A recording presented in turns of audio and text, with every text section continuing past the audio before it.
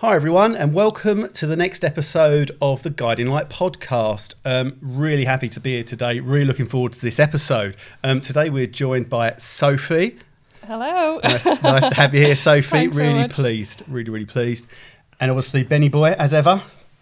Nice to be here, Chris, and nice to see you, Sophie. Nice to see you. Be looking forward to getting into the episode.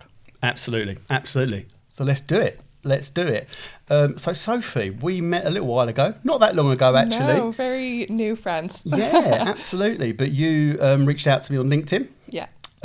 Because of Ripple actually. Yeah. You're aware of the fact that I am on the gambling advisory board for Ripple, and you know Alice there, and obviously we've had Alice on the podcast before. Yeah. And Ben's been doing stuff with Alice as well. So it's like, Amazing. let's come on, let's have a chat. 100%. And me and you did have a chat, didn't we, a few weeks ago, just about mental health, well-being type things. And we thought, do you know what, let's get together and record a chat as well, because it was all really interesting, and I think it's more than worthwhile to do so. And I'm sure the listeners would love to hear. So, over to you. What do you want to tell us about yourself first of all? Who is Sophie? Yeah. Who is Sophie, I guess? So I obviously am not from here. I'm from Ireland, Dublin. Moved over like 4.5 years ago, which is, as my mum is like, it's nearly half a decade when you're coming home. So not anytime soon, but enjoying it so far. Yeah, I am working for a company called JAAQ. Like you said, we have filmed with Alice before, and I'm dying to meet her in the new year. Haven't actually had a chance to meet her in person, but hopefully 2025 will be the year that we get to actually meet in person. And so I'm a community engagement manager at JAAQ, which stands for Just Ask a Question, and I'm sure we'll get into that in a few minutes. And also a wellness ambassador for the Social Wellness Club, which is a growing community in London. So doing a few different wellness bits, and yeah, that's kind of a little sum up of what I'm doing at the moment. Good stuff. And obviously we're here as a mental health podcast. Yeah. We want to shine the light on mental health, good mental health, and the fact that, you know, we've been through episodes of poor mental health ourselves, and we've had to come through it, and we want to talk to people who champion it as yourself. So I guess first things first, what made you interested in kind of mental health and this kind of sector? Yeah, I mean, like, if you're not a doctor or a lawyer or like a teacher, like, you don't have a calling, it's so hard to know what you want to do. It's such a privilege, I think, to be able to like have that calling. But when I first moved over to the UK, my mental health was like definitely in tatters at that time, and I thought like moving over would probably be like the life-changing thing and sorted all my problems, but like they get on the flight with you, oops. And yeah, so I think, you know, like I definitely have suffered with anxiety for years now, and for the first like well over like the first year of me moving here, would have had like a panic attack maybe up to like 5 times a day, and like I don't know if either of you have had them before, but they're so scary. And kind of ignored that and just thought that they'd go away, but obviously you need a little bit of professional help. So did my fair share like therapy and tried like BetterHelp, but London's obviously quite an expensive place, so couldn't really keep that up. But then went into talk therapy, realised I might need you know, like a little bit of CBT, so started that, which I'm nearly finished my kind of rounds now. But that was like a waiting list of over a year. It just takes such a long time. Like the NHS are obviously in under a lot of pressure. So yeah, that's been really helpful. But along the way, I've kind of worked in few different sectors. So started in pharmaceutical marketing and was in a committee called the Sunshine Committee. So I thought that was just the cutest thing ever. And it was basically just about like connecting people over Zoom because it was all remote. And then moved into like recruitment, and then was a Wellbeing ambassador for our kind of London branch, and found like a pattern of like I was really interested in like finding things that would help me. So like listening to podcasts like Stephen Bartlett, people sharing their stories, and like wellness is such a booming industry I think at the minute, and has been over the last few years. So thought that like maybe one day I might be able to like integrate that into my career in some way, and then stumbled across JAAQ and have kind of now made that happen, or kind of found my little calling there. So that's kind of how that came to fruition, I guess. I mean, I got a lot of identification actually, and the first thing you said there is that I got on a plane and I found my head come with me, you know. Yeah. I think that's my story as well. You know, for many years I carried my mental health with me, you know, changing jobs, changing homes, changing partners, changing drugs that I took, tried, changing friends. I tried the whole range of spectrum stuff. Tried to buy happiness, drunk happiness, use pills for happiness, whatever, and I found my head come with me. Yeah. And it's only like you said there, I went, I found recovery and found the rooms, but it's made me to deal with some of my stuff, Yeah. Have you found, you mentioned CBT, has that been helpful for you? Is it been useful? Yeah, I think so. I started with obviously BetterHelp, and then I went into talk therapy, and that was useful in some regard. I think at the time it definitely helped, but it wasn't exactly what I needed. And there's obviously so many different therapies out there, and I don't probably know even half of the ones that are available. But CBT is definitely really helpful, and I'm going through quite a lot of life changes at the minute, so it kind of really came at a good time when they kind of gave me my call up that I wasn't on the waiting list anymore and kind of got my place. But we're talking about core beliefs, and you've done therapy yourself, have you? Yeah. And I did behavioural science in college, and I just thought it was so interesting learning how people behave and why people behave the way they do. So understanding that about myself, I think, has been really interesting. But then seeing how that pops up in everything that I do is mad. I just think that that's so interesting, but then it gives you more understanding about yourself, and I think everybody needs therapy, to be fair. I've got so much to relate. For me, the step 4 in 12-step fellowship is it's quite a raw step, because you put on paper everything that's resentment, anger, frustration, anything you've done wrong. And some of my therapy was like that. What I realised, like you mentioned there, is why I behave in some of the ways. I had this repetitive behaviour that means I would do things over and over again, and I wouldn't know why. Yeah. But they will be not necessarily the most helpful or healthy things for me, but I continue to do them. And I went through therapy like you, and I started to look at why. Yeah. And some of it's trauma, some of it's the fact that I'm neurodiverse and I like repetitive things, even if they're unhealthy for me. Yeah. It's common, so it's okay, that's all right.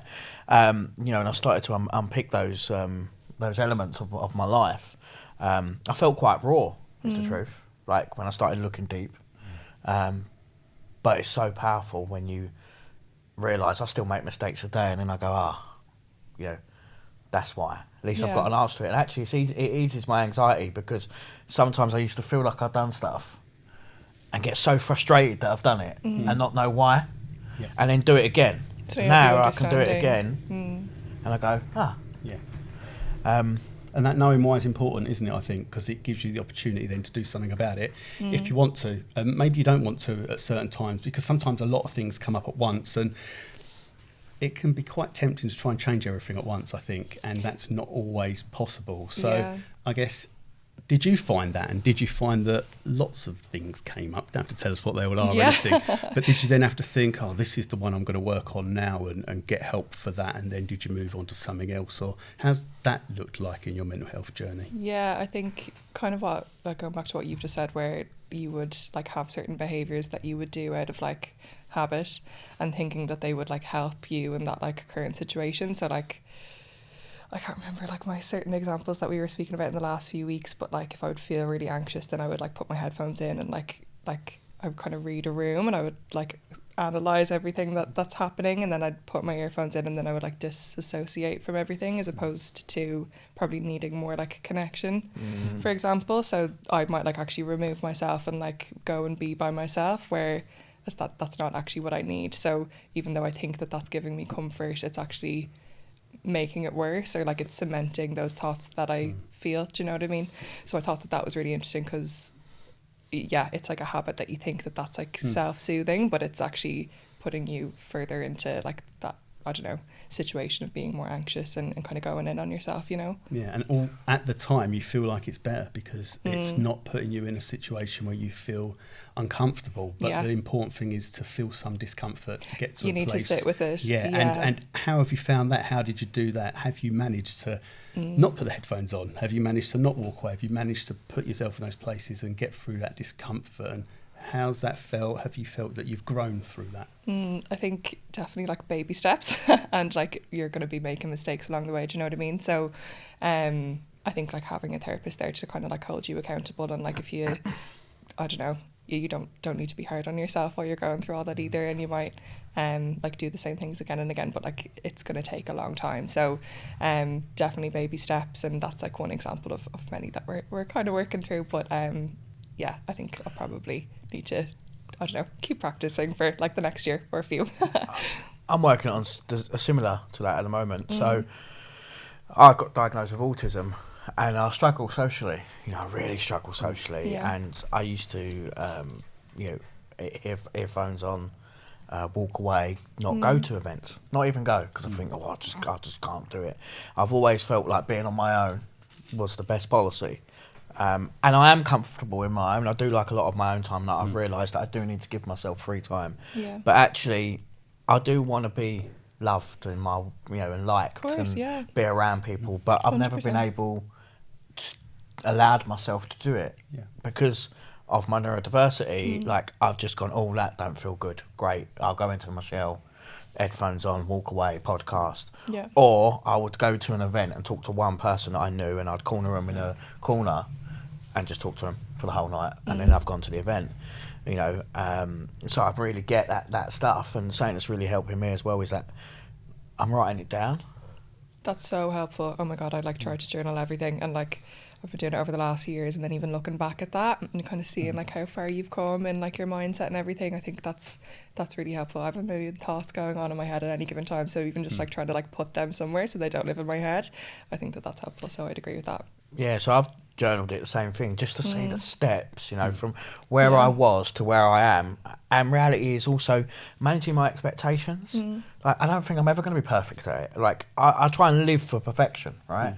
And my therapist is like, well, describe perfection to me, because I haven't found it yet. Yeah, same. And actually just moving that end goal has made me less anxious. And then I've looked at where my journey's been in terms of like I was here and I'm here, and it's a damn sight better. I can go to 100%. events today. Amazing. I couldn't, me getting to events was a challenge. I'm doing a share Ripple on Friday on stage. Amazing.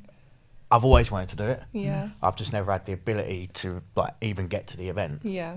And that's not going to happen overnight either. And like they're very uncomfortable. Even like the thought of like going and like networking and everything, like that would make some people absolutely sweat, and some people live for it. They like thrive off those situations. But if it's not like your comfortable situation for you, that's just going to take practice, like, And it's the masking side of it for me as well, actually. Yeah. So like, so for work stuff or things like that, I might go somewhere and have to like network with people.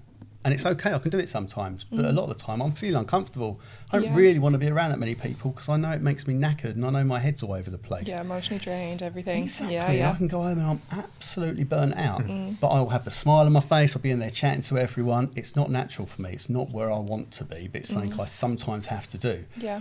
When I was going out to like family events or stuff in the past, or maybe weddings or whatever, of course I wanted to be able to go to them, but actually until I got sober, the only way I could do it was to drink, because I felt uncomfortable.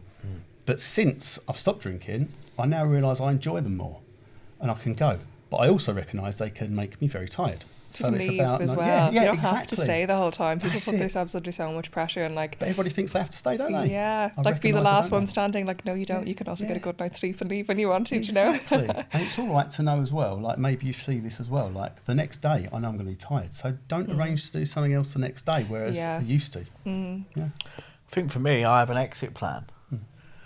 Yeah. Yeah, and I share that. So, like, I've shared my exit plan with Alice because it's her event. So if I just suddenly go missing, it's not me being rude, it's me saying I've had enough. Yeah. And I need to get out of That's a here. great idea. But I share with the people that are close to me. Yeah. So the person that's coming with me on Friday will know, and the person that has the event that knows that it's not me being difficult. It's not me saying I don't like the event. It's me saying, do you know what, for my own protection, I need to go. Because I can stay there forever, because I'm resilient as well. Yeah. I will stay there to the death.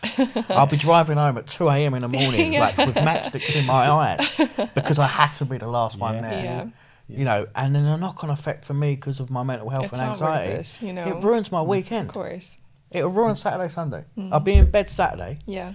You know, and Sunday I might be recovering. Like it would just ruin 2 days. Where now, you know, I've got the ability just to go, do you know what? My cut-off's there now, this. If I stay 20 minutes longer, great. But that's my cut-off. I'm going home. Yeah, like if you stay longer than planned, like perfect, happy days, but at least you're like mentally prepared that you can go if you need to, you know? Yeah. And sharing that before makes it easier as well. 100%. Because you're not holding it to yourself. It's like everyone knows, we're all comfortable about There's it. no pressure then either. Exactly. Yeah, 100%. I mean, it's the most simplest thing my therapist ever said to me, because I've never shared this for years. Yeah. And he just said to me one day, why? And it went quiet for about 8 minutes, and I didn't have an answer. He said, well, if you haven't got an answer, start sharing it. If you haven't got a valid reason why you're not sharing it, then share it. And I was So like, fair. Sometimes it's the simplest things, and sometimes you just need to like say it out loud to other people, and then you're like, oh god, yeah, like I actually can do that, you know? Yeah. Sometimes make the simplest things the biggest and hardest they don't win. Yeah, 100%. Yeah. It's the ADHD and the autism though. It's like, because I describe myself as a kiwi fruit. I'm prickly on the outside and soft in the inside, right? Yeah. You know, and I'm not, it tastes nice. But Wouldn't know. But the reason I wouldn't say stuff is because I feel rejection so bad. Yeah. I'm so sensitive to it that I don't want to offend anyone else like that way, right? So you're hyper aware of it, like. But the other thing he asked me, the question is, does everyone feel it the same as you, Ben? Well, no. Yeah. Okay, so they might not feel it the same. Fair point. And I'm like, okay, you know, but it's because of the, like my stuff, you know. Yeah. It's where I'm at, and it's just that journey of the mental health of going, do you know what? I need to do this. I need to do that. You know, I need to do recovery meetings. I know I need 3 meetings a week. We discuss it over and over again. If I don't get 3 meetings a week, I can scrape a. You know, I went on holiday. I had 2. You know, I had 2 the following week. But by the 3rd week, like, it shows. I don't sleep as much. Yeah. I'm not so socially. You need the active. structure. Yeah. I need it, you know. So therapy's really like helped me process stuff. Because you mentioned there about your head. Yeah. I mean, I've started about 4,000 businesses this year. Yeah. Chris has only. I've heard about all them. No, you've only Bloody hell. used. He's only heard 4,900. Right. There's more to go. No, not. We've got Christmas to come yet. Got another couple of days, you know. But that's just the other thing that I've accepted is that's just the way I am. Yeah. You know, and I don't have to do them all. True. Well, Right. God, you'd be wrecked. There's not You know, enough days. I've wrote down. I've got to the 3 that I want to do, and I'm delivering the 3 hopefully. Where before, what I would do is I would try 20 and fail at all of them because I can't. It's physically impossible. Yeah. And then that buys into, you know, my anxiety and fear. Got low self-esteem, low self-worth because I feel I don't achieve anything. You know, and now by just having that little bit of awareness through some therapy, that I go, actually, do I really want to do that? And giving yourself like credit as well and like grace. Like I think you don't realise how much of like a hard person you are on yourself until someone points it out, like you're being really mean to yourself, like you don't need to do that, like you wouldn't speak to someone else like that. We're our harshest critics, I think. So I think We really, absolutely are. you know. It's a really difficult thing to change that, I think, isn't it? Yeah. To become somebody who isn't that harsh because on it's yourself. years of like you know, saying these things in your head and like always being your harshest critic. So like it's going to take a really long time to switch that up, I think. Yeah. I was speaking to someone last week, and he's the most loving person. He's brilliant for newcomers in recovery. Brilliant. He's always there. Take my number. He's out. He caps with all these. He's helped so many people. You know, and he beats himself up. He's got a decade clean.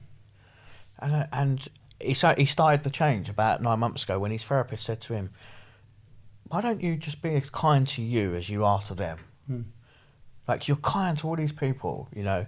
And it really hit a core for him because the way that he talks to himself, he wouldn't talk to his worst enemy. And it's the same with me. I can identify to that stuff. I make a mistake at work. My boss doesn't need to tell me off. Yeah, because you've already done it yourself. Yeah. I'm doing it 4 times harder than you'll ever do it. 100%. Like, do you get what I mean? I'm like, Jesus. And this stuff, though, like you, it had to be pointed out to me. Yeah. But even when it is pointed out, I'm like, okay, I understand logically that makes sense, but also like your information is going to go here, and like it takes a while. I don't know. Exactly. It doesn't, because it doesn't matter the evidence. Like I say this sometimes as well. Like we were saying earlier, I've been at work for 17 years at the same workplace, around different parts of the workplace, but the same place nonetheless. And I've had terrible confidence issues there, thinking that everything I've done is going to go wrong. Yeah. Well, in 17 years, as of yet, oh, here we go, nothing's gone terribly wrong. Yeah.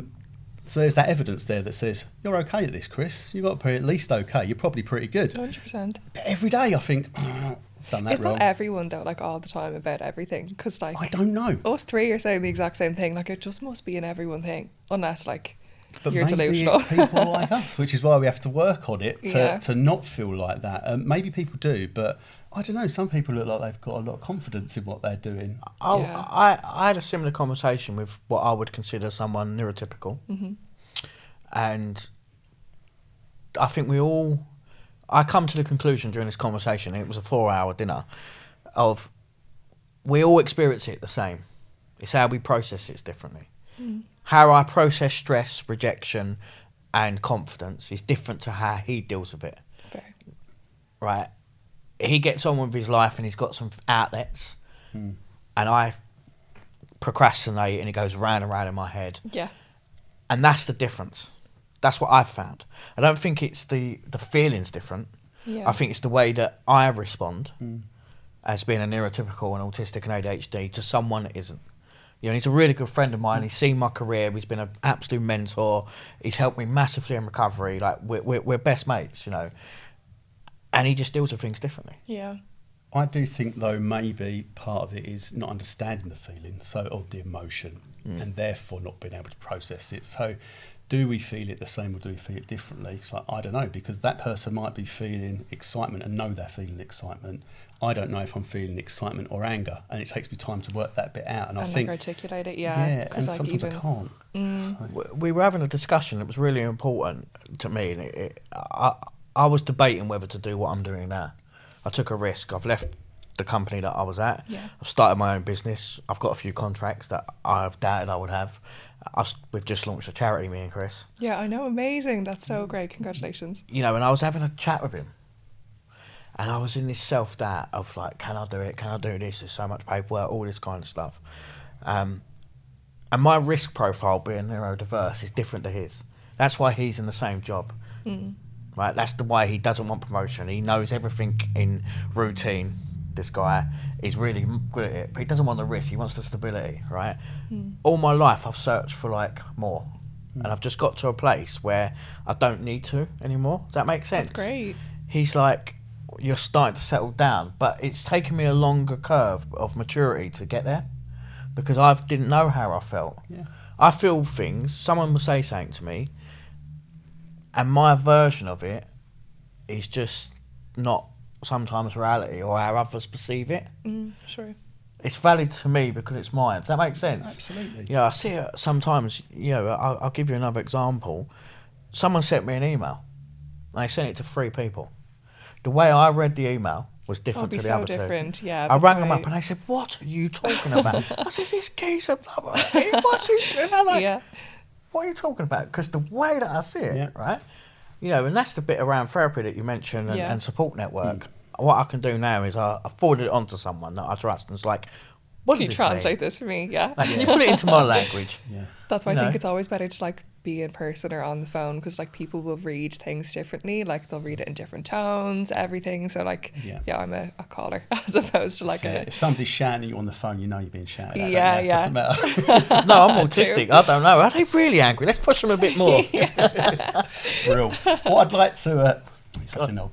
What I'd like to pick up now, Sophie, is you mentioned about obviously working for JAAQ, Yeah. which is great. But you also mentioned that before that you were a mental health wellbeing champion Yeah. at your work, and you decided from that you wanted to get into a role dealing with mental health and stuff really, and stuff outside of work as well. So Yeah. do you want to maybe talk us through that little journey a bit, and then what JAAQ do? Yeah, of course. So obviously started off in like the Sunshine Committee and then went on to be a wellness ambassador, and I just found that was something that I was really interested in, was like listening to like podcasts, and I mean I'm not a massive reader, but like was reading where I could, like just more kind of information to help me in things that I was kind of going through at that time. And then found the Social Wellness Club. I'd actually done an interview with Marius, the co-founder, and didn't get the job, but we'll forgive him for that. And just kind of stayed in touch. And then as I saw that he was kind of founding the Social Wellness Club, got in touch, and I was like, look, if you ever need any more hands on deck, I think I'd be really interested in getting involved. Like, I've already done kind of other ambassador roles before, and yeah, would love to kind of throw my hat in the ring. So he was recruiting for ambassadors at that time, and he's like, yeah, perfect, join us, basically. So was doing that, and that's like been over a year now, and it's been amazing. I mean, I know you just asked about JAAQ, but we can like touch on this now that we've already started. So it's basically a growing community in London, and I think there's like over 700 people in the WhatsApp group now. So I mean, for only going for like a year, I think that's amazing. And London is like obviously quite like a big bad city, and you know, like as someone who's not from here, it can be very like isolating sometimes, you know, like you could either meet a lot of people in the pub and then be like, perfect, we're all gonna be best mates, and then you might never see them again, do you know what I mean? So they're kind of like sole mission is really to like make London less lonely, is kind of what they said, and I think that's lovely. So people do like meet from like run clubs and things like that. I will never be a runner. I've done like 3k and I've like had to stop 15 times. It's not for me. So yeah, I think this is a really nice way to just connect with other people, and you know, it doesn't have to be over a pint. It can be in like other healthy ways as well, do you know? So we do flagship events once a month. There's like 100 people every month that come to those, which is amazing. We just had one. We did one yesterday for International Men's Day, and it was amazing. You never know like what kind of ratio of people are going to be there, but it was like 98% men, which was great. And yeah, just getting people in the room and like getting them to open up. And one kind of lad was there, and he was talking about like grief and just asking for like a bit of help. He was struggling quite a lot, and kind of come the end of the session where we were all kind of asking questions, someone else had obviously been like moved by what he had said, and he'd stood up and was like, I'm after losing the one of the most important people in my life in the last year, and just like shared that experience, stood up in front of everybody. I just thought it was such like a beautiful moment, and kind of gave his advice, and it was like they connected, didn't know each other, were complete strangers, and it just shows the power of like getting together with like random people that you'd never meet otherwise. And yeah, so that's a growing community now. They do like sober socials, coffee mornings at like 7:30, so I never go to them because that's too early in the morning. No one wants to talk to me before 8. And yeah, sorry, that was loads, but that's amazing. Yeah. I love what's it, the mission there, making London less lonely. Yeah, amazing. I love that. A lot of the things you were saying there are kind of so important, because community is so important. Yeah. Networking is important. I don't mean work networking. Yeah, you know, yeah. having a network of people when times are good, when times are difficult, it makes no difference. You need people around you, I think. And that's something I never used to have. And I think also what's important is I've found myself for the last 7 years in a really fortunate place to be able to go to like fellowship meetings like Alcoholics Anonymous and Gamblers Anonymous. But that's because I got to a place with, you know, with those two issues where I needed to go somewhere and found people similar to me.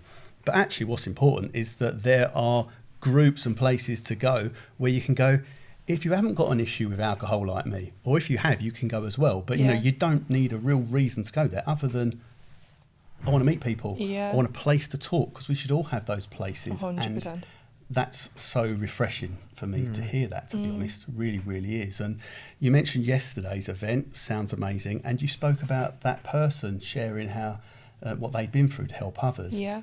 What I love about that is it obviously touched you. It would have touched lots of people there. I'm sure it just touched you there as well. I know it would have done. But it would have helped him as well. So it's like, it's a no-win, it's a no-win situation is the wrong thing to say, isn't it? It's an absolute win. That's what I'm trying to say. You know, nobody loses there. Everyone is a winner. 100%. It's amazing. So, I mean, what else do you do there? I mean, what's happening? You mentioned sober clubs. You mentioned coffee mornings and stuff. How do people find out about it? How do they go along? I guess that's the kind of thing I'd really like to know now. So we obviously have our WhatsApp group and a few different kind of like subgroups within that, so you can be like as active as you want in it, and people will share different articles, people will just kind of connect. There's like different co-working groups if people are, you know, sole traders and like working by themselves and literally just wanting to meet new people. So that's great. We've got our Instagram, we've got our website, so there's loads of different like events and walk and talks and things like that that people can get involved in. But yeah, I think like even just kind of you're talking about like a community and like meeting new people. I think especially like as adults, like you're not going to go up to someone and be like, hi, my name's Sophie, like do you want to be friends? Like that's not going to work because that's weird.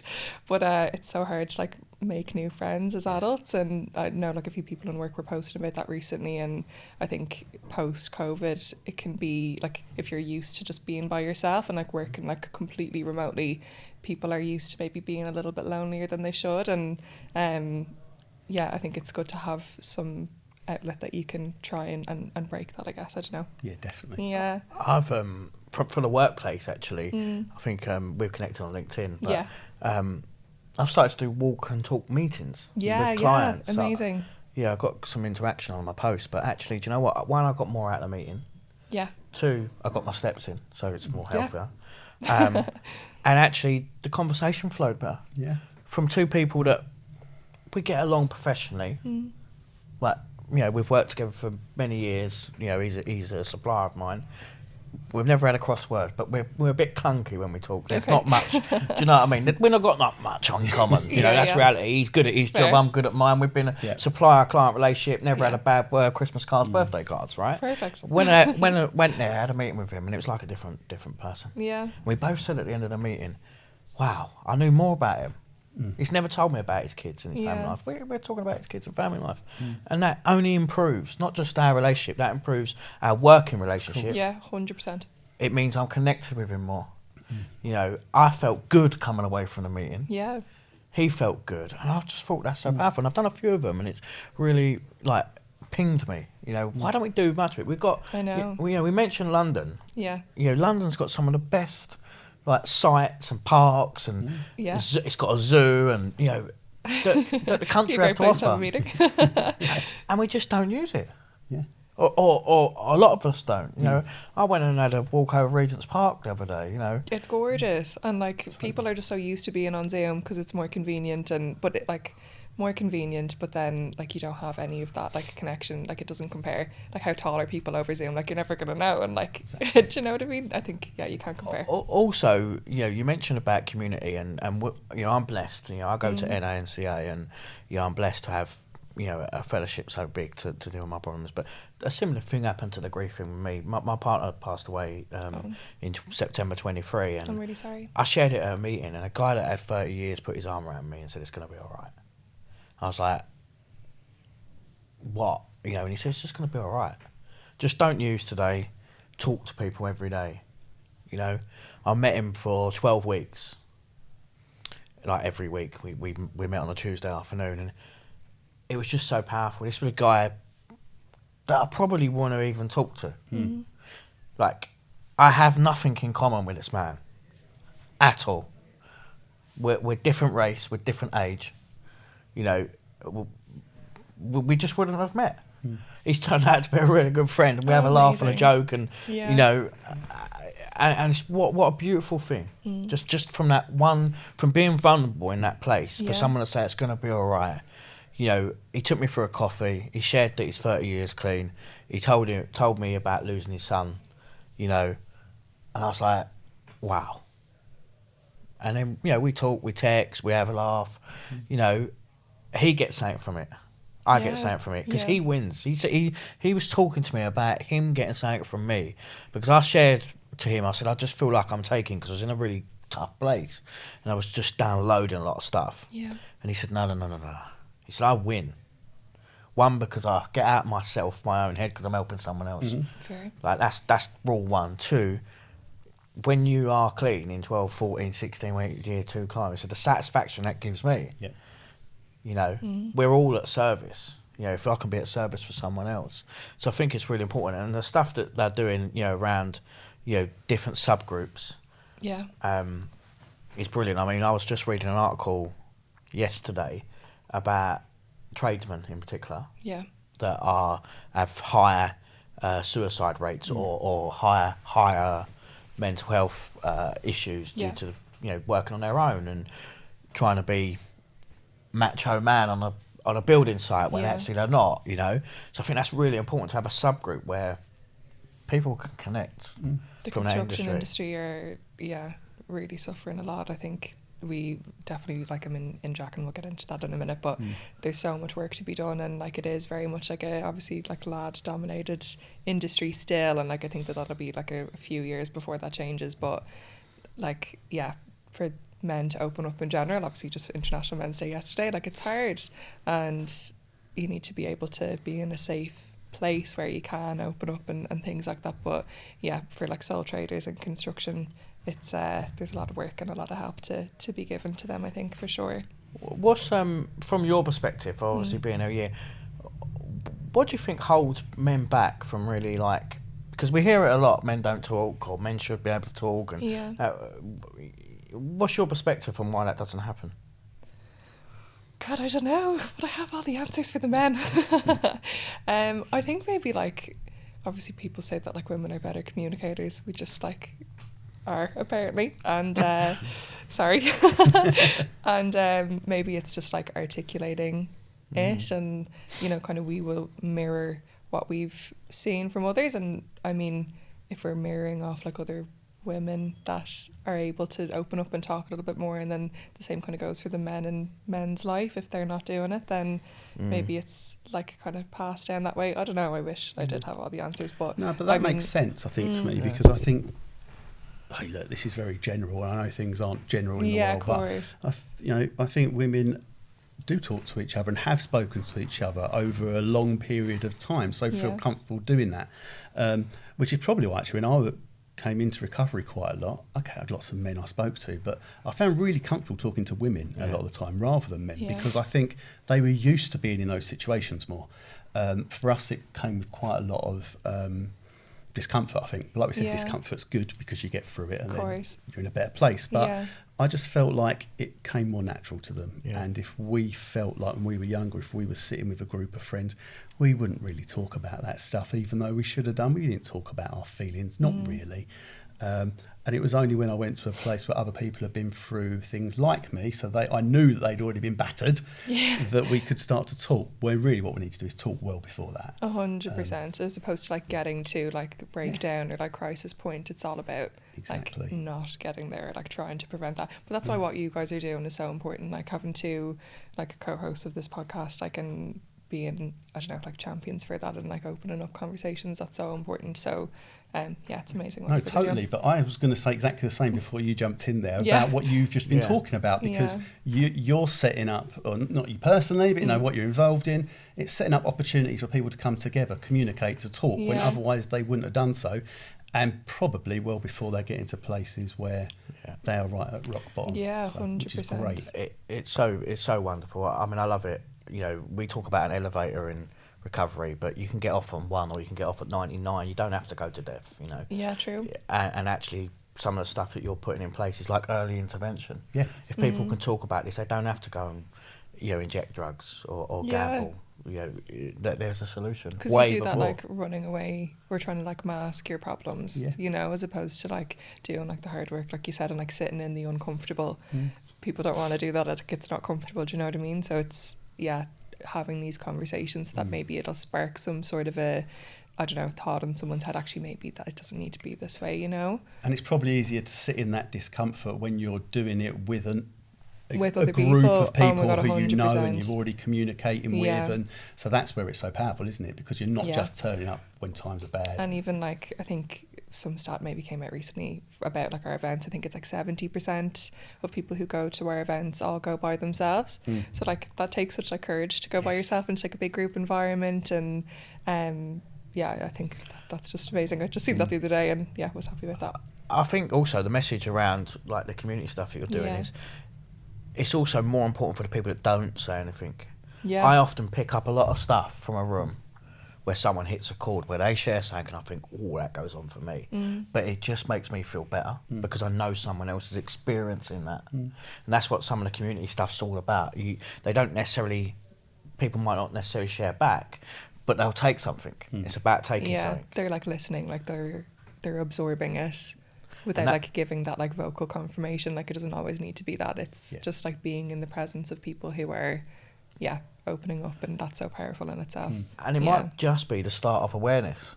Sometimes I'll hear something and think, and then like I'll hear it again, but then I'll do a bit of research and think, oh yeah, that's sort of, You'll brew on that for a bit, like, yeah. I've got some of that, or actually, yeah, that goes on for me. You know, but I'm unaware, not in ignorance, just unaware, and I go, oh, you know, so it's really sort of powerful stuff.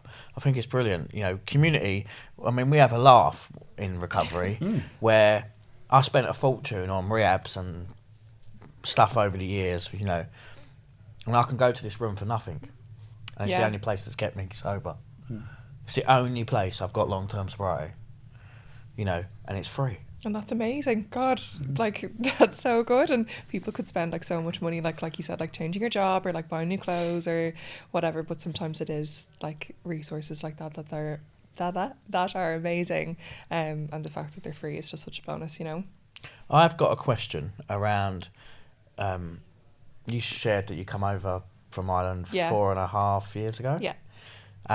If someone was out there looking to change, maybe not from Ireland, but in general, what would be the things that you'd say do in advance of travel? Oh, I don't know. I mean, like, I probably would say to just go anyway. Like, if you're going to be sad, like, you might as well be sad in a new place. And maybe that's not the advice to be given, but like, maybe go somewhere warmer so you'll get like a bit of a tan as well. But I think,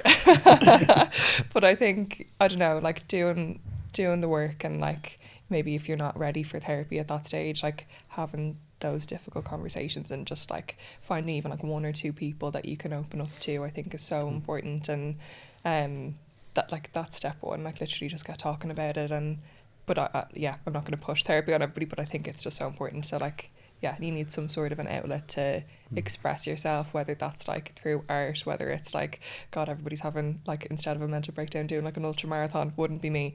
But like, there are other ways to, I don't know, distract your mind and in a healthy way, I guess. So before you came over, did you do any kind of research on what might already be here? So clubs you might want to join, or just anything, people you might want to meet, or, you know, anything like that? No, absolutely none, because I moved over during COVID. So it was like my boyfriend at the time was here, so just kind of literally flew over, and I was like, well, I'm not doing lockdown with my mum and dad, so I might as well pop over here instead, and met some amazing people. But yeah, we basically like drank our way through COVID, as I'm sure a lot of people did, you know. And it was great at the time, but it delayed me doing the work, I would say. So I didn't make all like the right choices, but I think it made me realize, or like put me in a place where I needed to do that work. So it wouldn't be a standard goal template now for doing that move and kind of making it work, but it's been a journey since doing so. You mentioned, you know, COVID, and I think we all, how can I put it, got through. I would use the word got through COVID. You know, you mentioned alcohol there. Yeah. Do you think that that's done or enhanced people's mental health in terms of like more isolation and potentially substance misuse because of those years that we were confined to drinking? I don't know. I mean, I guess it's so different for every single person, you know, but I think it might have like given the opportunity to some people to like save all their money and to like go on runs every day. That's great. It wasn't that for me. It wasn't that for like a lot of my friends, and most people that I know, everybody struggled through COVID, I think. So yeah, I mean, I ate, drank, everything. I like did all the things, didn't take up running, you know. So yeah, I'm not sure. Yeah. To be fair, weren't even allowed out some of the time. So, do you know, you're literally locked up. So then when I got on the plane and moved over, it was like 30 degrees. I was like, perfect. All of the pubs and bars were open. I was like, great, it's like breaking out of prison. Closed again. I gave up drugs and drink during COVID. That's so good. I done it the other way around. Yeah. But that's because the first part of COVID, I'd had an overdose in my flat and was alone and drunk and used drugs rather heavily. So I gave up. But the reason I asked that question is I've seen a lot of stuff online recently where the COVID year, should we call it, has, you know, isolated people more, made people's studies particularly difficult. You know, my daughter was, you know, making a transition between junior and secondary school during the COVID year, so she didn't have that year where other people would have bonded in that first year. Yeah. So it's been quite a challenge to go back to year 8 with not really friends, but also having a load of year 7s there. Yeah. And then you're also like, socially backward is not it, but you don't have those social skills as early on as you'd like to. Like, Yeah. I know that my brother was in college like during COVID, and they had to like bond and do icebreakers over Zoom. I'm sorry, like, you're not gonna make friends over Zoom. You just aren't. So I think, and especially people like going into the workplace, you don't have those, so like a lot of people probably don't have those social interactions or social skills that they should have.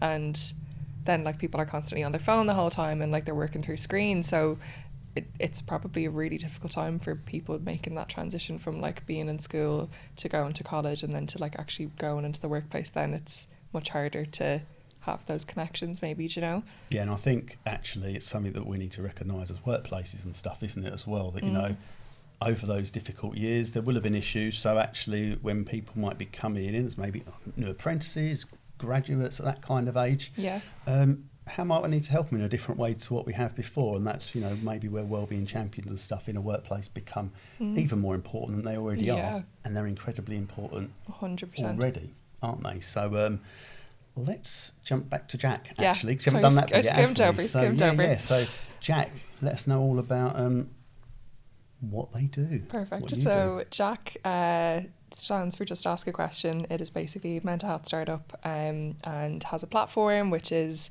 kind of like video-based content from experts in over like 100 different mental health and wellbeing topics. So it could be on addiction, bipolar, ADHD, menopause.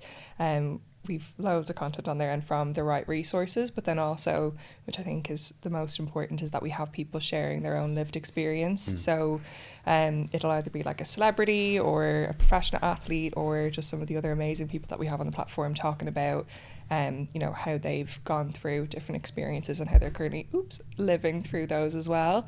So it's a place for you to, you know, understand maybe what you're going through a little bit better, be, you know, inspired by some of the stories that are there. I think the world is opening up in a place that is great, and we know we need to have certain conversations and talk about certain things more, but a lot of people are, I think, like quite afraid to say the wrong thing. They don't want to offend anybody, and that will isolate them, but then also isolate other people more. So we know we should be talking about things, but some people don't.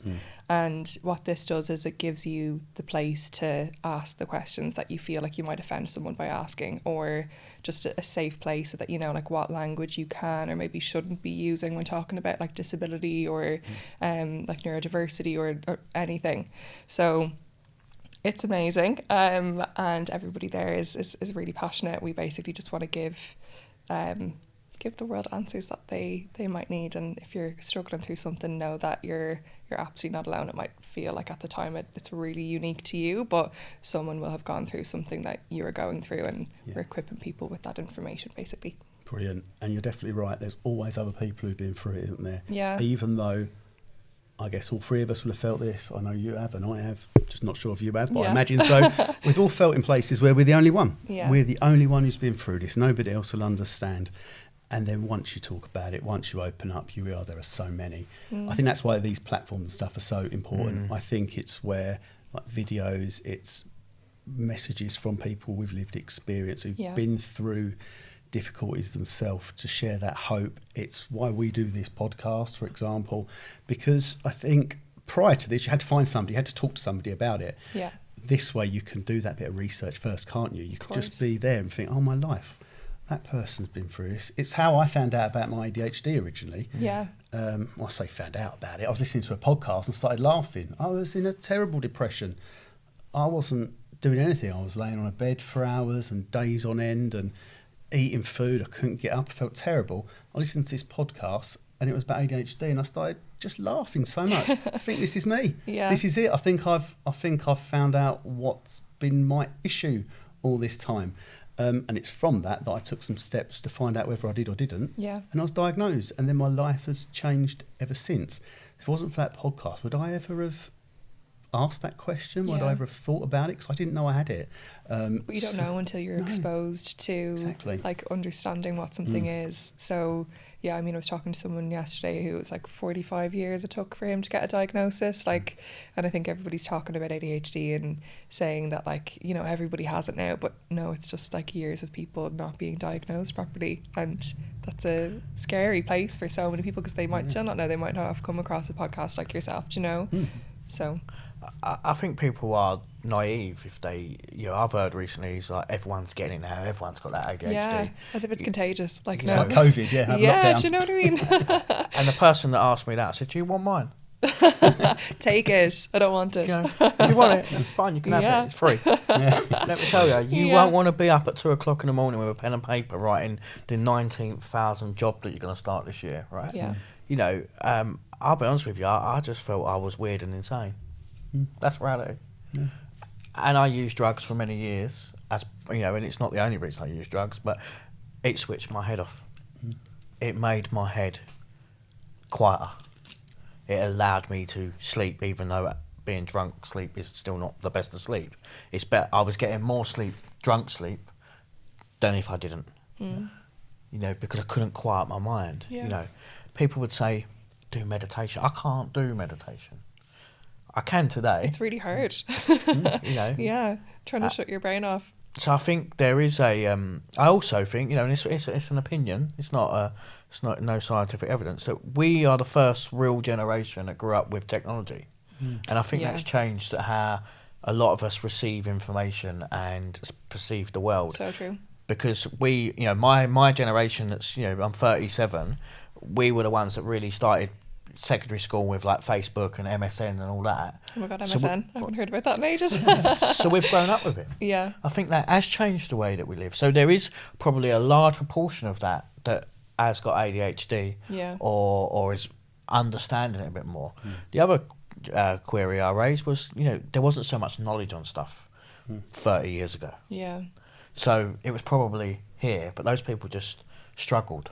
Or you had to get it in a book that you might find in one library in, like, I don't know, 15 minutes down the road, whereas like you've hit the internet now and you've access to, and the algorithms are like, okay, well, maybe this person has ADHD, we'll serve them this content, I think. I don't know. Yeah, and that's the thing, isn't it, where we talk about technology, because you're absolutely right. There's so much stuff, it makes it hard for us to switch off with regards to work and stuff. So Yeah. I'm going home, I can check my phone. I can wake up in the middle of the night and check my phone. If something comes into my head, I can start writing it down when I need to switch off. However, technology can also be really helpful because, like we were just talking about there, JAAQ's platform with all the information on there that can help somebody, it's really good.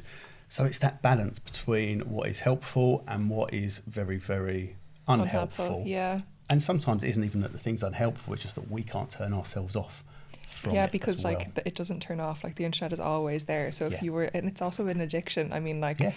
I was basically horizontal for the whole day. Like on Saturday last week or the week before, my screen time was 10 hours long. That's not good for anybody, but it's literally just like in a bad like rabbit hole or whatever, scrolling and like I know I'm not by myself.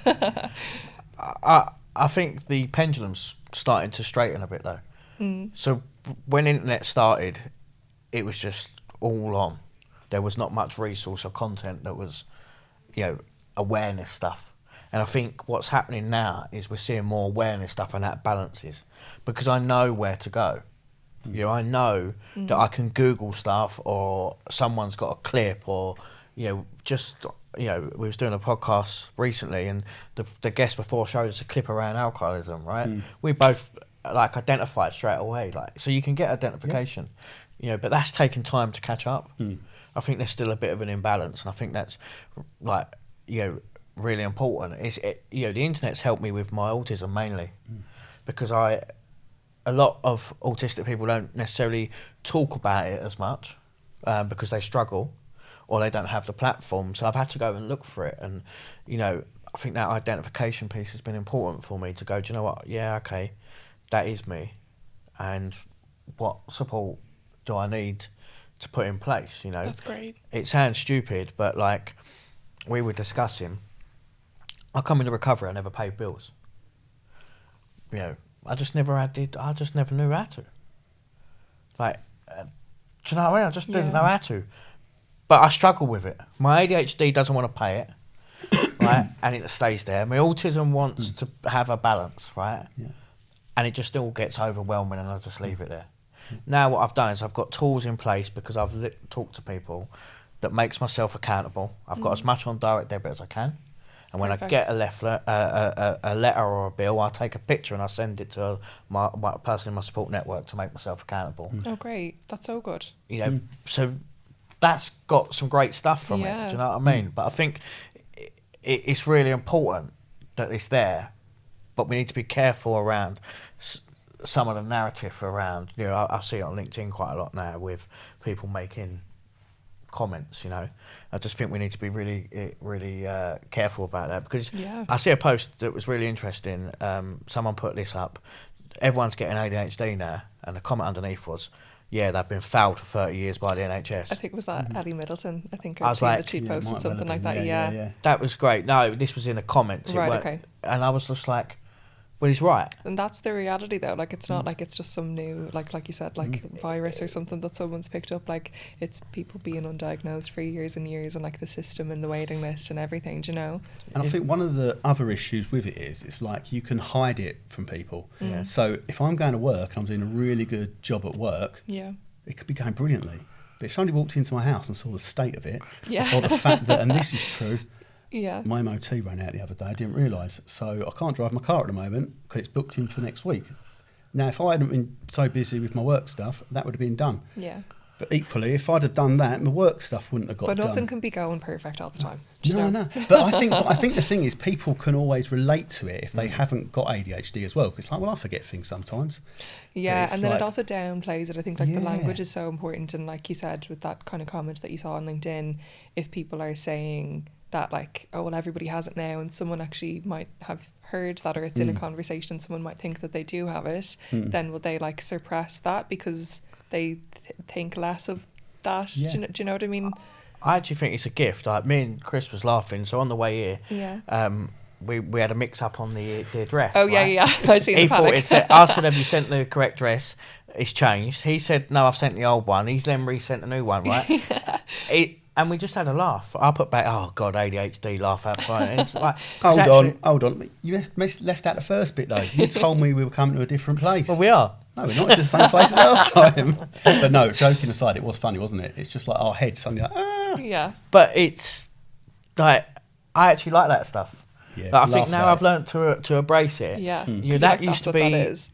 but it used to be so powerful. I used to beat myself up about it, and I used to mask myself and smile when I really like. And now we can just go, do you know what? It is what it is. Because you could like identify that as you doing something wrong, or you can just be like, well, it's just the ADHD, it's grand. It's It's not. just the way it is for us. Yeah. Like, you know, like I think that's so powerful. I feel that people get so serious as well around, it's not just that, just in general. And what I've found is, by embracing more stuff about myself and just becoming a little bit more less serious, that Yeah. things are actually a little bit easier. Mm. I remember when I worked in hospitality for like 10 years, and people would be so stressed. And I had one manager who was just like, we are not doctors, we are not saving lives. Everybody needs to like calm, like, sorry, I'm going to curse, calm the fuck down, and like, we're all going to be fine. So I think that can be applied to a lot of other things as well, do you know? I agree. It's something I've learned recently. I went on a retreat, and for a day, I couldn't get it at the time. It was playing kids' games. On the retreat. Yeah, I thought, Okay. I paid for this retreat and I'm playing kids' games. What kind of the game was it? hell was going on? We had to make them up. What it was, we got in these groups, and it was to do something that you haven't done for 10 years, right? So we was all I Spy. One of them, Cute.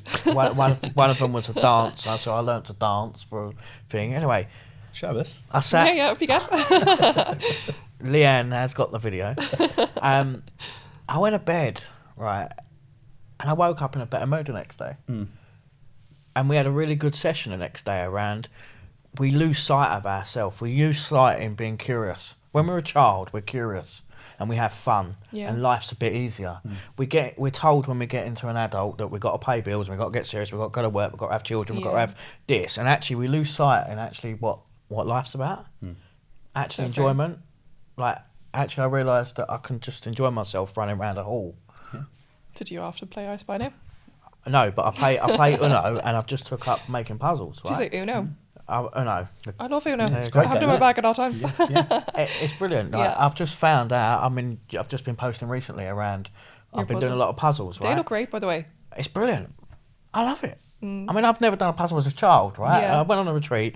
Someone suggested about doing puzzles. You would really like puzzles because I'm really good at, like, we've done a game where you can spot the differences. And I'm really good. Part of my autism is I'm detailed. Yeah. Boom, boom. I was really good. And then someone said, you'll be really good at puzzles. So I bought one.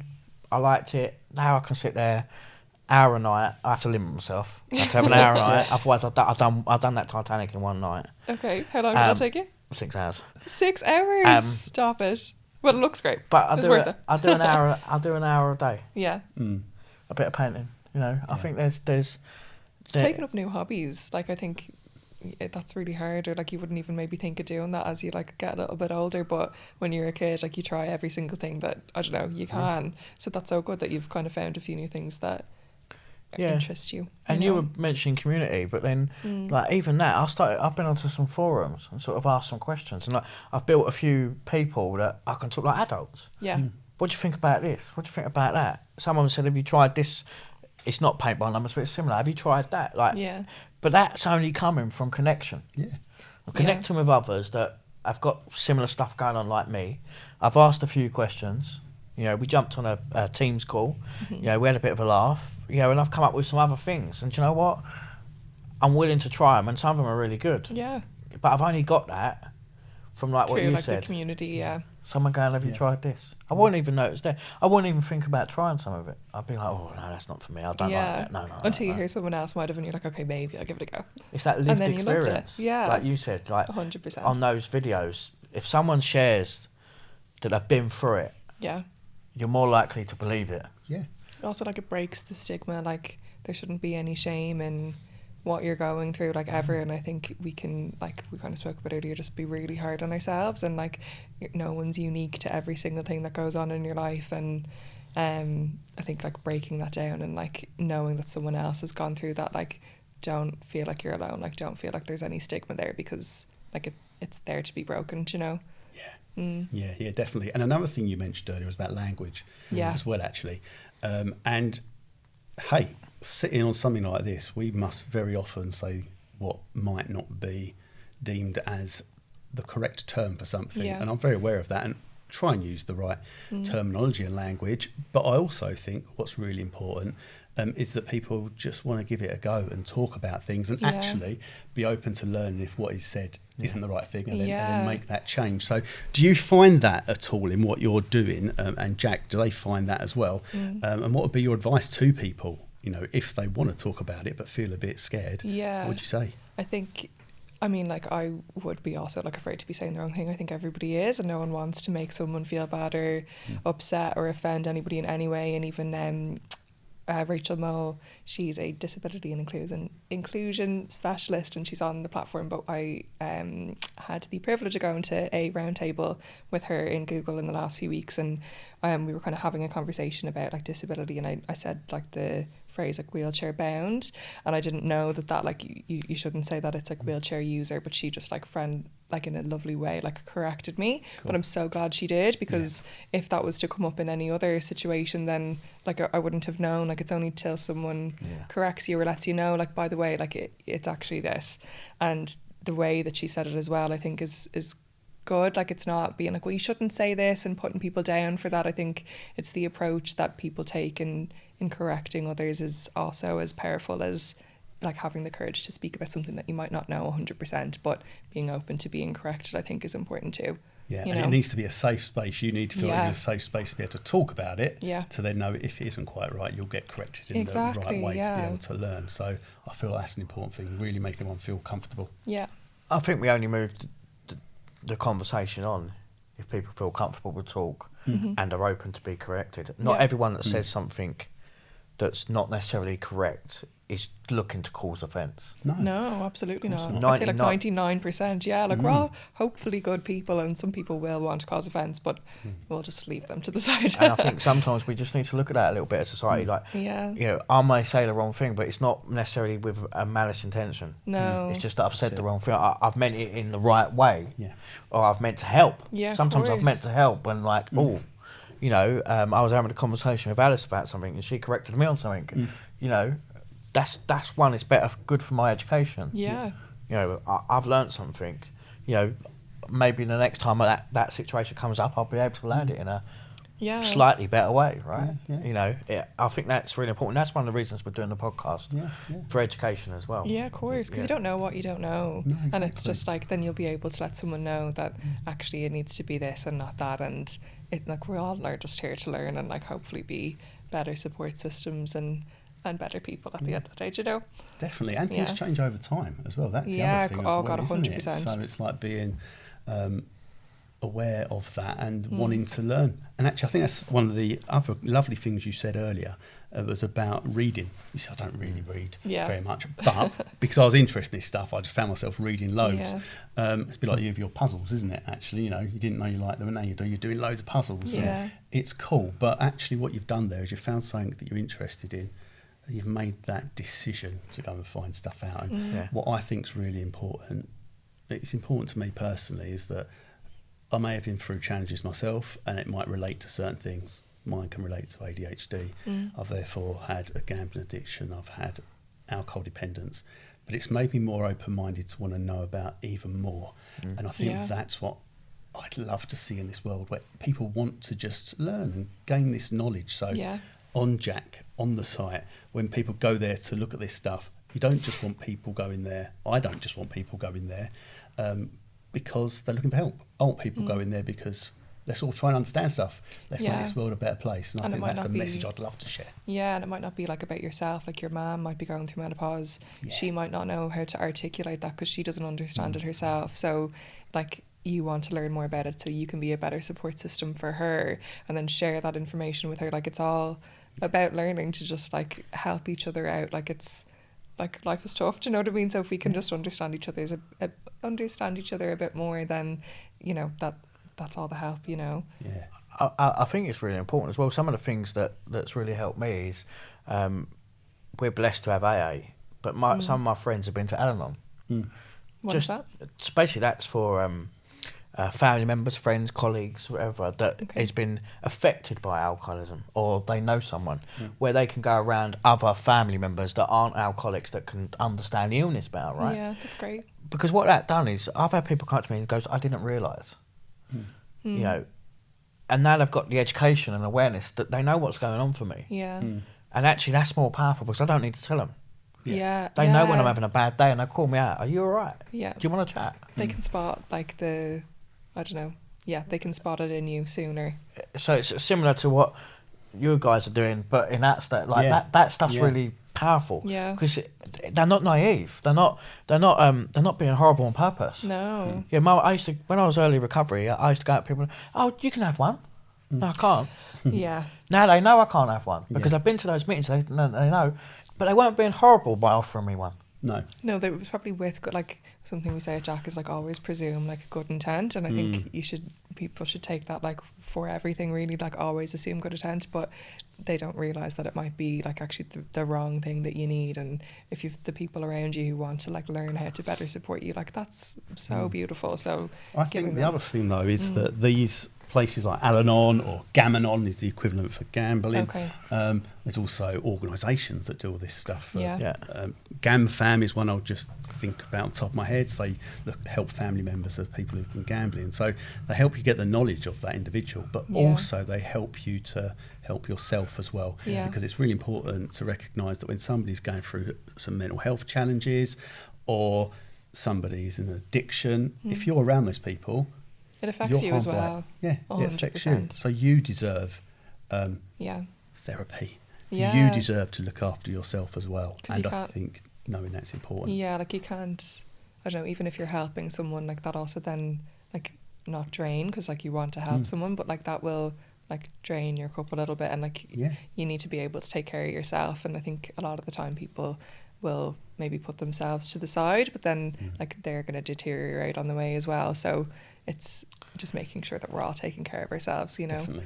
It's a support platform. Yeah. Sometimes we all just need a bit of support. I mean, I was unwilling to just, the support was there for me. I just couldn't accept it. Yeah, or ask for it maybe either. Yeah, you know, I didn't know whether it was the right support, but it's when I started to go, do you know what, I need help, and then I can accept it. You know, I know people. You know, I've recently I've reached out to you about taking someone to Gilham on.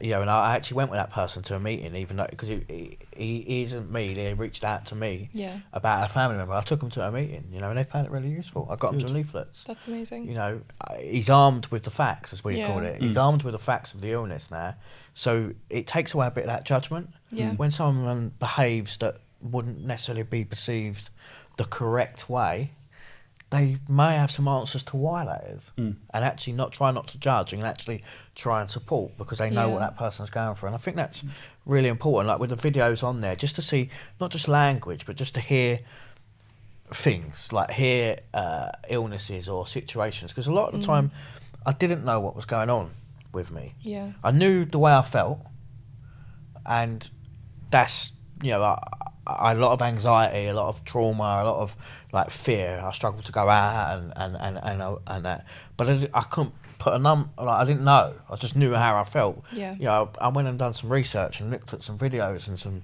bits and bobs, and suddenly one, I felt a little bit less anxious because I felt like I weren't alone. But two, I thought, well, maybe I need to go to one of those meetings. Like, maybe I need to, like, that geezer seems to know, like, he's just told my story back. Like, maybe I need to, like, go to one of those, you know.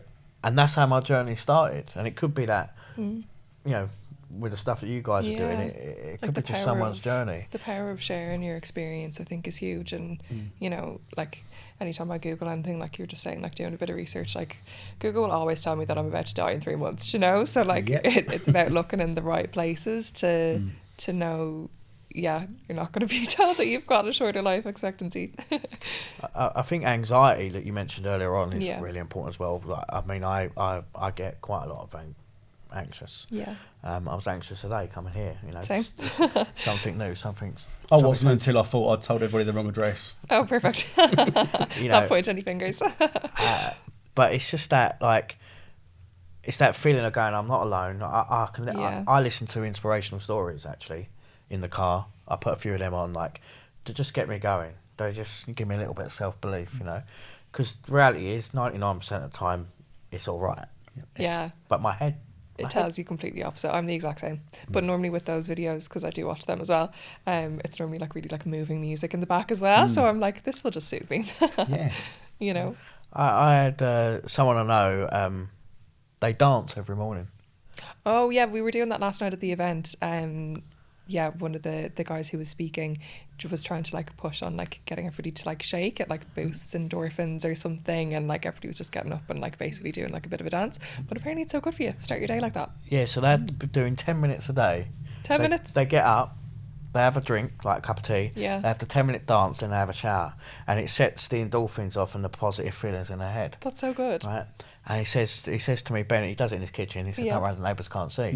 He said, "But I just feel so much better." Yeah. It's like I'm shaking off, like, you know, the slug, like being sluggish and that. He said, "I just feel so good." Like, you know, it's just things like that. You know, getting moving. You know, I go for walks. I'm not necessarily a dancer, but you know, I'll go to a walk and first thing in the morning just for the same thing. I think it's like it's all that knowledge that people have got that can give to you. You know, I won't ever think about going for a walk or anything like that. I'd be like, I don't want to go outside, it's cold. And that's so easy to do, like especially like in winter. Like I said on Saturday, like my screen time was 10 hours or whatever. Like I think it's so easy once you're in that mood to just like not do any of the things that will help you and like stay in bed for the whole day. But like, will you feel better the next day? Like, no, I think they all have a like adverse like side effect. It's funny though, like in those situations when you do manage to get through it, from my personal experience anyway, I feel so much better after. Like the days when I feel like, oh yeah, let's go for the walk that I plan to do. Yeah. It's great. It's all right. I feel good after. So much, But not as good as those days where I think, oh, I really can't be doing this. And then I do it. I get like a even bigger... Yeah, but there is science to that as well. I was listening to, my therapist ghosted me, and Vogue Williams was saying that her husband Spencer Matthews like loves ice baths. Also wouldn't be me, like that's just pain that I don't need to put myself under. But that if you don't want to do something and you end up doing it, that you will get more endorphins or something like that than somebody who chooses to do it. Yeah, makes sense. No, I don't have any of the It's stats the or the raw- data, but It's the reward mechanism Yeah. in the brain. I think the other thing is though is if you do lie in bed, something that I've learned because I'm a historic liar in bed. yeah. Well, sofa to be fair. Yeah. I might make it out of bed to the sofa. I'm a historic, you know. I've come to not beat myself up about it. Yeah, like if that's also what you want to do, like do it then as well. So like it's a fine balance of being like, okay, well I'll feel better if I get up, but it feels really good to be in bed right now and not move. Because I used to like lie, and part of that's my ADHD, like you're on. I used to lie there, and then I used to beat myself up about lying there. So the next day would be difficult. I still have my down days. Yeah. And sometimes that does look like pizza on a sofa. But what I've got through therapy, what it's given me is the ability not to beat myself up about that. Yeah. Tomorrow's a new day, Ben. Go to bed tonight, wake up tomorrow and go for that walk. Rather than it be normally what I'm trying to say is it'd be 2, 3, 4 days of that. Yeah. Not going out, not talking, sofa, eating Yeah. rubbish. If I have a bad day, I have a bad day. And that's the biggest learning for me Yeah. that I'm That's trying how to you take label on it. board. Go, okay, today ain't been my day. I haven't made it out of bed or whatever. Yeah. Like, And equally, it's okay to decide that sometimes as well. That's the Yeah. other thing. Like, I didn't used to think it was okay to decide to do that because I always associated it with days when I felt bad. But actually, Yeah. you know, the other Wednesday I got back from holiday and I decided for that day I'm laying on the sofa, I'm watching the TV, and it's going to be wonderful because that's what I need. Yeah. But historically, I would have thought, oh, I better not do that. And made yourself feel Better bad go about and it, do yeah. something. Because also everybody online is like, okay, we'll go out for a run and then like meal prep for like the next 10 years or whatever, do you know? 10 years, so yeah. Freeze it for 10 years. yeah, perfect. And there's just so much pressure, but like if you need to take a day where you're like on the sofa eating a pizza, that sounds great, you know? yeah, and anxiety in particular, when I'm tired, it's worse. So if I'm in a stressful environment or I haven't been sleeping great, my anxiety is more prevalent. You know, so actually, do you know what? Sometimes lying on the sofa and getting a bit Is more exactly what you need, probably. is like, I need that. Yeah. Like, we mentioned like being around people earlier might socially zap you a bit more. Yeah. You know, that is me. You know, and sometimes I need to recharge, and sometimes that looks like, you know, I know Saturday after I go to that event Friday, I know I'm probably going to have less energy than I normally do. Yeah. Because I'm going to do 5 hours socialising that I find a little bit tough. So I think it's trying to find that balance. But with my mental health, what happens is I talk to myself with such a bad narrative that if I do something like lie on the sofa or don't, you know, get out of bed or, you know, not achieve much in the day, the narrative in my head was like, it would scream at me, you're this, you're that, you're this. You know, and it's about trying to change some of that stuff for me and go, actually, I know I'm not those things. All right, I'm tired, so I've slept a bit more, or I haven't eaten great, okay. And like starting again. That's why my routine is like in the morning, for me, I have a routine every morning. And I try and stick to it because it sets me up for the day. It makes me sort of get on with things. And some days I just don't do it and I go, you know, it's what it is. I mean, I've just come off my ADHD medication. How have you found that? I found it really tough for the first week because I had withdrawals and I was on Concerta, but I had high blood pressure and I got COPD. You know, but what I've done is I've put a new routine. I'm going to try meds again, certain different meds because we've discovered our new medication. But I've done a new routine that's helped me at the current place I'm at. I can't change that. I can't have meds at the moment because I need to take the medical advice. Yeah, of course. That is what it is. Yeah. But you know what? I've changed my morning routine so that I'm managing the best I can with the current situation. Yeah. And I'm all right. That's so good. Like that's the power. I'm all right. Like, but my head tells me I'm not going to be. It says to me I'm not going to be all right. You can't do that. You know, and I talked it through. I went down a couple of therapy sessions. I said, look, what was going on for me because I had to taper off of them. Yeah. You know, and we just put some stuff in place. And it's so powerful. Took a backup plan. So yeah, I'm not gone to ice baths yet because they reckon that's a good idea for ADHD. Do they? I've actually heard that is a good idea for ADHD. But even like a cold shower, I would literally like it would sprinkle on me for a second. I'm like, no, that's me done. Hot shower again. They're rotten. Yeah, it's not going to be high on my list of priorities. I'm sorry to say. I may one day try it once. I did go cold swimming on that retreat. That's good. Went river swimming. That was all right, but yeah. You don't sound too enthused. No, I won't be doing it every day. So Ben was just talking about like his routines and stuff and how he's changed stuff up. Do you have any routines that you employ each day to make yourself feel good or get through difficult times? Or what do you do? Is there anything? I mean, like my skincare routine normally takes about an hour anyway, so like that would be the only probably routine that I do have. Other than that, I think like trying to like journal every night is really helpful, and I might not remember to do it every single day, but I think when I do, I feel like better in the morning when I wake up. But like then you feel like you're writing nearly like so much for the whole day, like you feel like you're writing a novel, but it does set me up like to have a better day and just to like I said, like take my thoughts and like put them somewhere else to live so that they don't need to be like running around up here for ages. But those would be the two kind of like routines that I have that do help, I think. For anyone out there that sort of doesn't know what route of journaling is or is looking at it, like, could you just go into a little bit more detail? Like, do you ask yourself a set of questions or like, what does that look like? Yeah, I mean, like Pinterest, if you like look up on Pinterest like journal prompts or whatever, there's loads there that like help with like at the end of the month or the start of the month or like whatever. There's loads of options there. So sometimes we'd be doing that. Or one of my friends gifted me like, it's called the 5-minute journal. So it's like you need to list in like 3 things that you're grateful for every day, like how you're feeling in the morning, how you're feeling in the evening, and like it gives you those prompts. So like if you're starting out, those are really helpful because you don't need to think about what you have to write in. It'll just be like, you know, fill it in for the day, and you don't need to write the questions. That can maybe be a little bit daunting when you're just starting out, but those are really helpful. And it really is incredible how powerful like journaling stuff is. And like you said there, the gratitude stuff in there too. I've certainly used gratitude a lot. I know you have as well, Ben, and it's amazing how grateful you can be for things even on the days where you feel like terrible. It's the smallest things, stuff, isn't it? 100%. Like even like a nice coffee in the morning, like write that down, or like if it's not raining, perfect, write that down. Like it's the little things, I think, that really shift your thinking, changes your thinking for sure. Which is great. 100%. Really there's I'm just going to shout this out, but there's a book by Gilham about the power of mind. Okay. I've heard of him, maybe. Yeah, so it's The Power of Now, but it's that's where I heard. I didn't finish that book. I found that hard to read. But there's a passage in there that says about the reason why gratitude is so important is the mind can't be negative and positive at the same time. It's biologically impossible. Oh, interesting. It's biologically impossible. Yeah. So that's why a gratitude list, because it's the way that you literally cannot be. It's impossible to be. Yeah. And I didn't read much of it, but I found that bit. Yeah, I found it hard to read. It was very... It's on Audible. Yeah. Oh, perfect. I'll pop that on instead. There we go. Yeah. But it was a really, really good book. It changed my perspective on things. But when he said that, it's because you can do a gratitude list anyway, and it costs nothing. I mean, I do it on notes on phone, right? Yeah. I was having a bad week last week.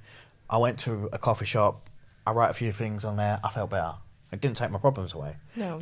But what it done, it made me feel better. And actually, that's what I'm trying to achieve, right? It also helps you, like, I don't know, give your thoughts some process, or if maybe that's the right way of describing it, or like putting them down so you can actually like read the words and then maybe understand a little bit more how you feel, I think. Yeah, I am. I don't know if you've done mind maps. Yeah. But you've probably done it from a work perspective, right? Yeah. So something that my therapist has got me to do recently is done a mind map and just put 5 days in a row, not think about it, and just put everything down. Everything. Sorry. I thought it was crazy when he was asking me, and I just put everything down. And then when I went to my next session, we went through them, and it was really interesting to see how I work. Yeah. But actually, what I realised is a lot of my stuff's just about processing. I actually don't need support. I just need to share it or process it out of me and read it back. And I've already got the answer. Once I see it on paper, I've got the answer. Okay. Yeah. Interesting. And I was like, And I ended up with about 8 problems I needed some support with. Yeah. But there was about 200 things on this list. Yeah. Do you know what I mean? I thought he was crazy when he was asking me to do it. It's all like iterations of maybe the same thing, but you don't realise that they are. I was like, And in your head, that's 200 problems. Yeah. Whereas on a bit of paper, it's 8 things to solve. And that just shows how doing this stuff can right size, I guess, what's going on. Yeah, it just pinged me. I was like, I thought it was just such an amazing thing. Like, again, and you know, people look at this and Like, it costs nothing. Like, people think you've got to have a load of money. It's a pen and paper. Yeah, 100%. Or even like literally just like you said, like write it on your phone. Like you don't need to buy the new diary. Like I'd seen some in Camden for like 25 quid for like a new notebook or something. I was like, oh, come on. So like, yeah, get your notes app out and like that can do the same job, you know? There's apps out there now that you can put the things on every day anyway. Like, you buy the app for like £2 or whatever it is. Yeah. You know, I just think this stuff's like, it's free. Yeah. Actually, we can use it. You know, something that's sort of I'm working on at the moment is you don't actually have to spend a lot of money. Like, people think sometimes you have to spend a lot of money on therapists and this and rehab and all this other stuff. But actually, you know, one of the things that was on my gratitude list was food, clothing and warmth, right? Okay. That was number one on my gratitude list nearly every time I write one, because actually they're the 3 things I need in life to live. Actually, if I've got those, I can live today. Right? The rest of the other stuff's like generally free. Walking over the park, it doesn't cost me anything. Yeah. Like, actually, society tells me I need a certain amount of wealth and I need to look this certain way, but actually, I don't. It also can like ground you in that as well. Like you do only need those 3 things, and then everything else is a plus. And like if you change your mindset on that, then like your day will hopefully be a little bit better, you know. Food, clothing, and warmth. Like I heard that at a recovery meeting. I was about 6. I said, "This geezer's bonkers." What do you mean? Yeah. Like, and now I get it. Yeah, now Do you know you're what? that person. If I wake up tomorrow and I've got my house, so I've got food, clothing, and warmth. Yeah, Like, I can live. Yeah. 100%. All right, actually, I need to calm my head down and go, do you know what? Switch off all the bad thoughts, because I can live. Like, there's some people out there that sadly, And they don't have that, and it puts it into perspective. Like, yeah, they I haven't got completely that. agree. No, absolutely. like that makes me feel gratitude. Like, I've got my little 1-bed flat. I've got this. You know, Yeah, that's enough for me. Like, I think we can get up on that. Certainly, and also when I'm in, like, don't know if you experience this, but when I'm in, like, I call them like anxiety attacks. Yeah. Because it'll be a period. It'll be, you know, it'll be 2 or 3 a day, but it might last a week or 2. Like, Yeah. I don't just seem to get one. I start looking at, like, I compare and despair. I do that all the time, every day. I need a new bag. I need a new this. I need. Yeah, I'm like, it's the worst thing. Especially like social media, like that only shows the good stuff. Like it's the worst thing.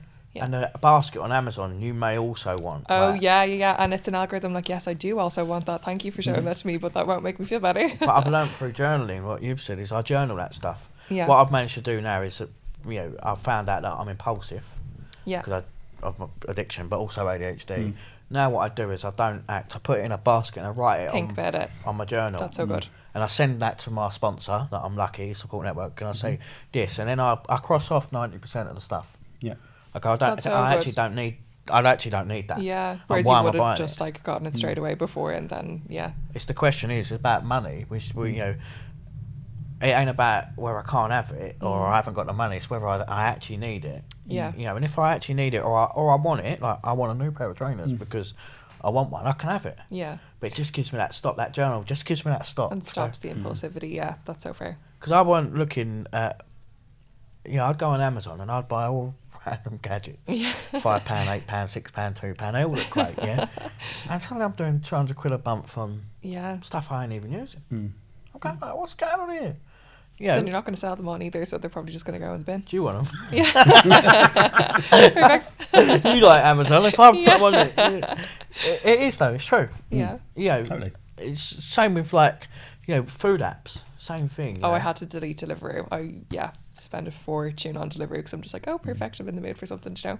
I got in But- touch with my bank to say stop me spending money with Deliveroo, Uber Eats, and Just Eat Oh, during really? Yeah. COVID. At one point, I was spending so much. Well, I was like, you need to question me if I'm doing this, which they would have done. Oh, It's fine. really? Yeah, it's that bad. Yeah. And I was going from one to the other because I'd be like worried the same driver would turn up and it'd be embarrassing. Oh, so it was that's so- terrible. I was So the yeah, same. I had to do that. So I have to get them off my phone. I had I had restaurants in COVID. I'd be literally ordering so much that one of them sent me an Aperol Spritz making kit being like, thank you so much for like being our biggest supporter over COVID. I was like, okay, maybe I have a problem. I need to delete the app. You don't realise though, Yeah. because it's become normal. Uber Yeah. Eats. And what I found is, being neurodiverse, I want it immediate. Yeah. So like Uber Eats, I ain't got to cook it. I can order that. What I found the biggest thing, it wasn't even about the food. I can order it and do something else while it's coming to me. I haven't got to stand there cooking it. It's Yeah. actually my thing. It's the junk food as well. But I'm like, I'll order that and I can do that. So I can do 2 things. that comes. Like we don't necessarily think about it, but that's what happens. I mean, I read of them from my phone for that very reason. Yeah. Like, you know, if I want a takeaway now, I ring the shop and I'll have one, but it's only on a Saturday night. Yeah. If I miss the Saturday, I wait till next Saturday. I've got a routine around it. You know, you're allowed these nice things. It's like a treat. Why not? I suppose, like the everyday, for sure. Well, growing up, I used to have fish and chip Friday.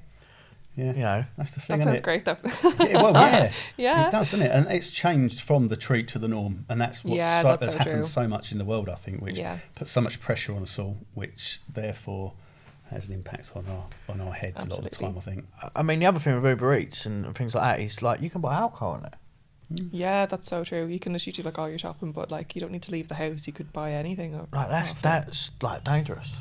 Yeah. You know, I used it. I mean, I come into recovery in COVID, but early COVID, like I didn't want to leave my house because I'll just order it.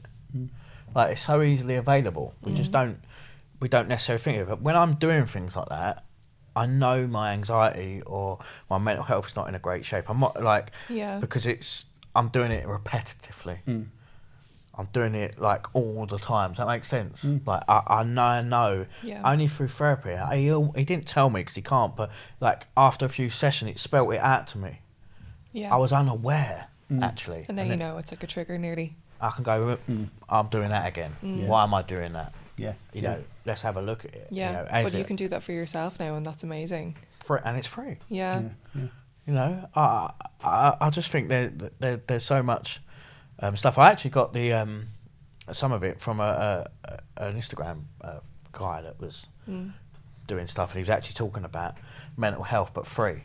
Like you don't need to spend all this money. Great. Actually, these are. I think he called it the 10 things that you can do to better your mental health. Yeah. All free. You know, and I started looking at some of those things, and I was like, they're so true. Yeah. So much is free. The world don't want us to know that because the world want to push stuff on us to buy true. And buy quickly. Yeah. And that's the thing. That's why it's important that's why it's important to put stuff in your basket and leave it there and then decide a week later. Or delete the apps. Yeah. Or if you need to, tell somebody else that you've got some kind of issue with this right now, please watch out for any deliveries that come to my house and come knock on my door and say, no more deliveries this week, whatever it might be. You know, we need to look after ourselves, don't we? 100%. So we're coming to the end, Sophie. Yeah. But I always ask all the guests, is there anything that in the next sort of 2 to 3 years that you want to achieve or want to do? What a big question. I think at the moment there's like very few Irish creators on JAAQ, and obviously being from Ireland, I would just love to be able to like grow that out. So by the way, that's my plan, JAAQ. And yeah, I mean, we're a growing startup. We want to help like 1 billion people. So just kind of helping that mission, I think is really important to me. And then also growing out the social wellness community, I think is, those two are kind of my big kind of missions at the moment. Maybe I'll go and live in Barcelona for a while. But those are the kind of big ones. But yeah, this has been amazing. Thank you so much for inviting me. What you're doing is great. So yeah, really appreciate it. Thanks so much for coming, Sophie. And like what you said there is incredible. We'll of course share links to JAAQ in our show notes or whatever you do with this stuff. I just come here and talk and then I go and I'll let him do everything else. There you go. There's the secrets. And of course, Joe does our editing. Hi, Joe. Everybody can know now. Joe's our editor. Hi, Joe. But honestly, thanks for coming. What you've spoken about today has been incredible. Keep doing what you're doing. Keep smiling, keep having fun, keep making a difference. Thank you so much. And you. Thank you for being here with me again, my friend. It is my pleasure. As if. Please come and join us again soon for the next episode of the Guiding Light podcast. See you later.